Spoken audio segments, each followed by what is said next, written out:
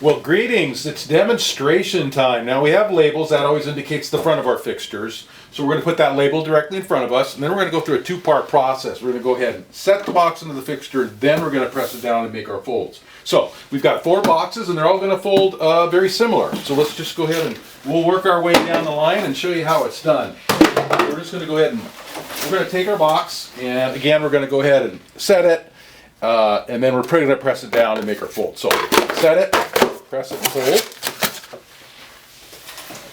And once again, two-part process, very simple, very easy.